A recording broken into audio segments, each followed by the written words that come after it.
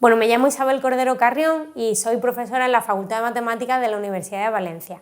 Me dedico sobre todo a la parte de investigación en áreas de matemáticas aplicadas y astrofísica, desarrollo algoritmos para resolver ecuaciones en derivadas parciales y también estoy muy interesada en la investigación en ondas gravitatorias. Me encanta la parte de investigación en las aristas de áreas científicas y entonces unir matemáticas y astrofísica pues me parece realmente apasionante, es poner las herramientas matemáticas digamos, al servicio de una cosa que se mide, que se observa y que es real, ¿no? Eso me parece muy emocionante.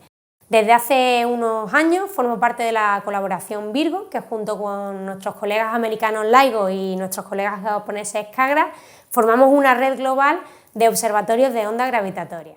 Desde hace unos meses soy la coordinadora en divulgación y comunicación de la colaboración Virgo y espero poder daros un montón de noticias muy interesantes muy pronto.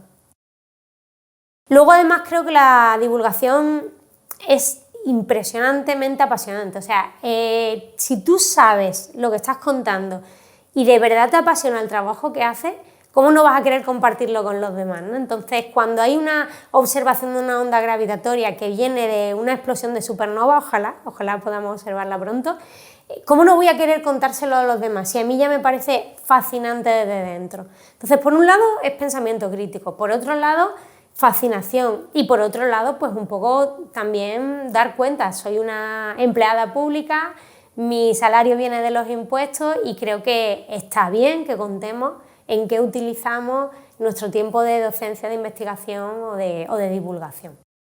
Ojalá las portadas de los periódicos abrieran con noticias de ciencia, que las hay y muy buenas, con más frecuencia.